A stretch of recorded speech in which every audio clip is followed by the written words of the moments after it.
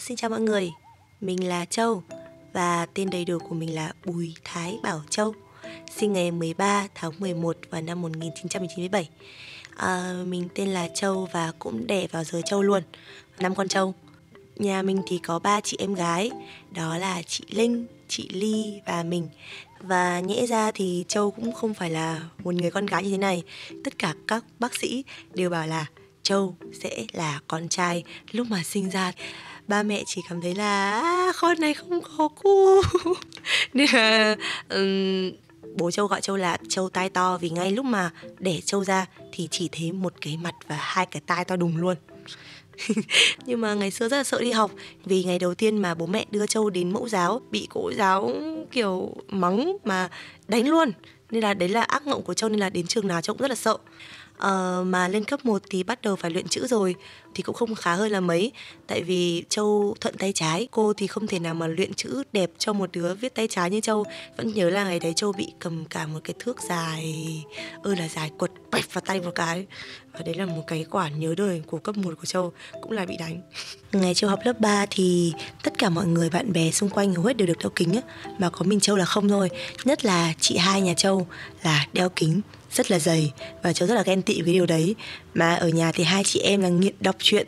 Chị Châu thì có một tủ truyện toàn là truyện thôi, nên là Châu bắt chước chị Châu là cả một tháng hè đọc truyện cùng chị. Nhưng mà đẳng hơn nữa là Châu trùm chăn bật đèn pin đọc truyện. Thế là sau một tháng hè là được cận lên tận 3 độ lận. Và thế là bây giờ thì Châu cận 7 độ.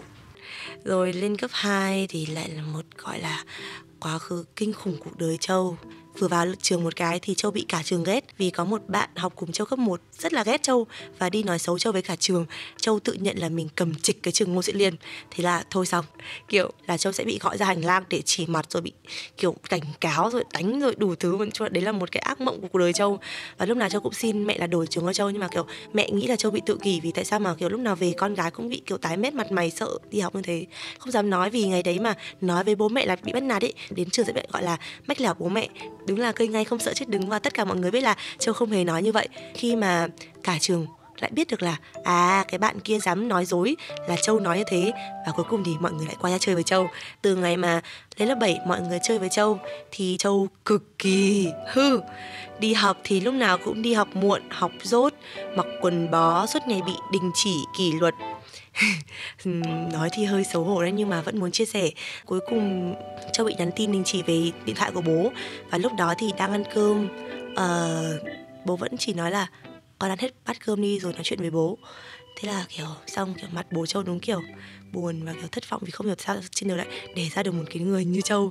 Mà kiểu bố ngày đấy còn kiểu hai bệnh ấy, nên là mẹ còn phải giấu bố, là không cho bố biết là Châu lại hư như thế. Và đến khi mà bố biết rồi mà Châu cảm thấy là ôi, tại sao mình lại như thế, tại sao các chị mình không như thế, cũng ăn học cùng một gia đình mà bố thì bệnh tật, chả giúp được gì bố mẹ, mà lúc nào cũng để bố mẹ kiểu phải lo như này. Lúc mà bố nói với mình như thế thì mình cảm thấy là thật sự là trong lòng mình cảm thấy rất là buồn, và kiểu nói chung là một cảm giác mà kiểu thắt tim vào, và cảm thấy là mình không thể nào mà tiếp tục như thế này nữa.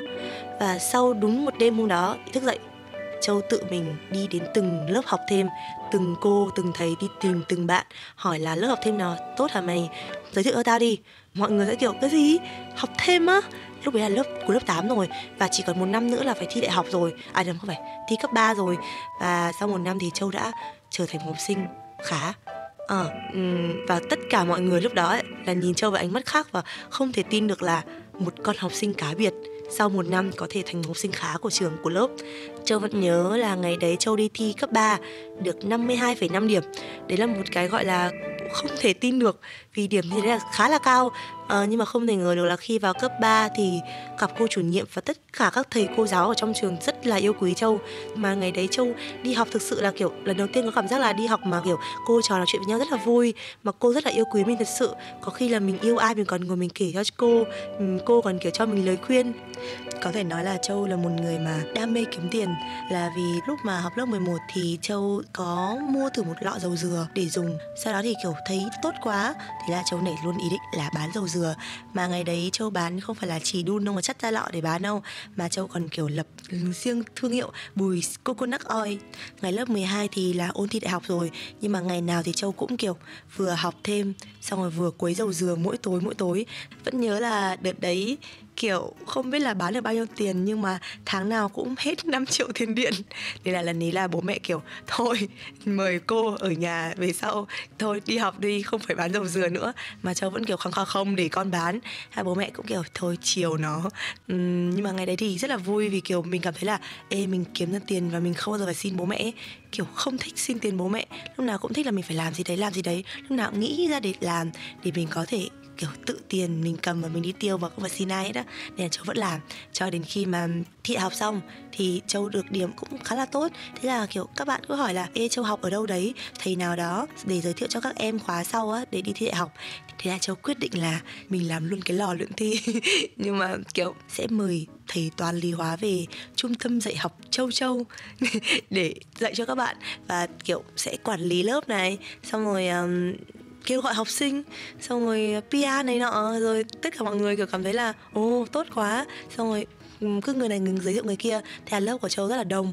Mọi người biết đấy, là cái bước ngoặt của mình đó chính là khi mà mình bắt đầu chụp hình thì cái công việc nó quá nhiều rồi, nên là mình lại bàn giao lại hết cho các thầy, và mình dừng hết cái công việc kể cả bán dầu dừa hay là dạy học hay là tất cả mọi thứ, mình dừng lại để mình bắt đầu cái cuộc sống mới là chụp hình. Đến cuối lớp 12 thì khi mà Châu đi xem phim ở trên CGV Vincom thì có một chị đứng ở ngoài nhà vệ sinh chờ Châu sẵn. Và khi mà Châu đi ra thì em ơi, có thể cho chị xin số điện thoại của em không? Chị rất là hay đi chụp hình. Thì mình cũng sẽ cho thôi. Thì Châu cũng chỉ nghĩ là chắc là sau đây thì chị cũng sẽ gọi mình đi chụp hình kiểu mấy cái shop linh tinh này nọ các thứ. Nhưng mà hơn cả mình mong chờ đó là về là mình nhận được một cái inbox của anh Hoàng Cu. Em ơi, anh thích khuôn mặt em lắm, em có thể đến chụp hình cho shop của anh không? Trời đất ơi, kiểu ngày đó Hoàng Cu là một thần tượng của Châu á. Thế là từ ngày đó là tuần nào cũng 2 buổi đều đặn anh Hoàng gọi Châu đến chụp hình. Thì anh Hoàng Cu kiểu rất là yêu Châu luôn. Dần dần được khoảng 1 năm thì Châu đã quyết tâm là sẽ bảo lưu kết quả học tập này của mình. Tại vì ngày đấy bố mẹ Châu nhất định là không cho Châu làm như vậy đâu, nhưng mà Châu đã tự động làm. Và Châu bảo là bố mẹ ơi, tin con đi, con sẽ làm được. Nếu mà con không làm được ấy thì 1 năm sau con sẽ tự mình đi đăng ký lại, đi học tiếp tục và sẽ không để bố mẹ thất vọng đâu. Và sau 1 năm thì mình không hề dừng lại ở đấy. Các bạn có thể thấy là công việc của mình càng ngày càng nhiều hơn và mình làm những nhiều dự án hơn nữa. Nhưng mà quên mất còn một cái cột mốc quan trọng hơn nữa. Đó chính là khi mà mình gặp anh Thắng. Đó là cũng chỉ sau khi chụp cho anh Khu khoảng 3-4 tháng thôi. Hôm đấy thì Châu đi qua cửa hàng Đề Cao. Châu cũng nghĩ là hay là vào sắm đồ nhở. Nhưng mà Châu lại nghĩ là thôi, buổi sáng vào sắm đồ ấy dễ gặp chủ lắm. Vì ngay trước hôm đấy thì anh Thắng lại follow Facebook của mình. Thế là mình cũng follow lại. Nhưng mà mình lại kiểu nhìn mặt anh Thắng và mình cảm thấy là trông mặt bướng đấy, trông mặt kiểu khó chịu, mà trông kiểu lạnh, trông là không phải gu của Châu thích. Và Châu hôm đấy đến shop thì Châu nghĩ là để chiều quay lại. Thì ai ngờ đến chiều quay lại ấy, gặp luôn anh Thắng ngồi ở đấy. Và anh Thắng bảo là anh có thể xin feedback của em đứng ở cửa hàng mặc bộ này không? Thì Châu kiểu không. Và Châu kiểu thôi anh ơi, để em về em tự chụp và em gửi cho anh. Châu về và Châu cũng tự chụp cái bộ ấy thật vì ảnh khá đẹp nên Châu cũng gửi cho. Và bắt đầu đấy là một cuộc nói chuyện dài thâu đêm suốt sáng mấy ngày trời. Ngày đấy nói chuyện từ 9 giờ tối đến đúng 6 giờ sáng hôm sau, không dừng một phút nào. Và chưa giờ mình nói chuyện với một người nào mà có thể hợp như thế, mà kiểu không biết nói gì luôn ấy, kiểu hợp nhau kinh khủng và kiểu không còn lý do gì để không yêu hết á. Không phải tự nhiên mà Châu có ngày hôm nay. Thắng là người duy nhất mà có thể đẩy Châu lên. Thắng là một người mà suy nghĩ cực kỳ tích cực trong cuộc sống. Không bao giờ có một việc gì có thể làm Thắng bị buồn được cả. Thì như vậy đó. Nhưng mà cuộc tình nào á thì người ta cũng nói một câu là trong chăn mới biết chăn có giận. Ai cũng có một cái tính xấu. Bản thân Châu cũng sẽ có tính xấu và anh Thắng cũng có tính xấu. Tình yêu của Châu với anh Thắng cũng như vậy thôi.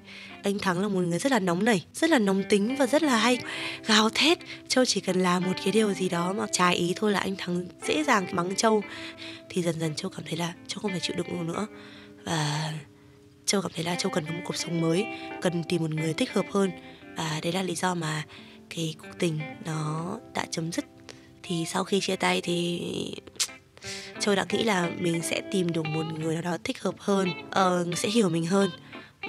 Nhưng mà Châu không muốn nói đến nữa, nhưng mà Châu đã sai lầm. Và người phù hợp với mình ý vẫn là anh Thắng kia kìa. Thì mọi người cũng biết là suốt quá trình chia tay thì vẫn làm bạn, vẫn gặp nhau, vẫn nói chuyện. Lúc mà gặp nhau thì Châu cảm thấy là Thắng đang thay đổi thật. Thay đổi từ cái cách Thắng đối xử với Châu đến cách Thắng đối xử với các bạn nhân viên ở cửa hàng thôi. Nói chung là Thắng là một người khác rồi. Đến bạn bè anh Thắng còn hỏi: Châu ơi, Thắng làm sao đấy, sao lại thay đổi như thế được ấy? Châu không biết, nhưng mà thật sự là anh Thắng đã thay đổi. Và đấy là lý do mà bọn mình đã quay lại. Thật ra là ai cũng có tính xấu mà. Chả qua là ngày xưa ấy, mình lúc nào cũng chỉ nhìn vào cái tính xấu của anh Thắng thôi. Mình quá khắt khe với anh Thắng. Mình cũng là một người sai. Ngoài cái tính xấu ấy, người ta có bao nhiêu cái tính tốt với mình. Và bây giờ thì chúng mình đã quay lại với nhau rồi, nên là lại phải tiếp tục cố gắng thôi. Và đây, sự cố gắng tiếp theo của Châu chính là sẽ phải làm nhiều video bổ ích hơn cho các bạn này. Châu vẫn luôn nói với mọi người là việc mà đi chụp hình hay đi đóng phim hay là đi đóng quảng cáo thì đều là Châu phải hóa thân thành một cái vai diễn, hoặc là Châu đều phải làm theo một kịch bản nào đó. Nhưng mà riêng cái channel riêng này của Châu thì chỉ là Châu thôi. Và Châu được sống chính là Châu được chia sẻ đúng với cuộc sống của mình, được chia sẻ những cái bí quyết mà mình có. Cho chung là được mở rộng và kết nối với mọi người. Và chính là con người của Châu, chứ không cần phải là hóa thân thành một nhân vật Yến trong Em Chương 18 hay là bất cứ một nhân vật nào để đóng một cái quảng cáo nào cả. Đây là Châu mà không phải là một người nào khác. Đây là một điều mà Châu rất là mong chờ mà được làm, và cuối cùng đã làm được rồi. Không biết là cái video này có gây cảm hứng được gì cho các bạn không, nhưng dù sao thì Châu vẫn muốn ghi lại, vì biết đâu 10 năm nữa Châu xem lại video này thì sẽ thấy được là tuổi 20 của mình đã đẹp như thế nào. Cảm ơn mọi người đã xem và lắng nghe video này của Châu nhé. Yêu mọi người.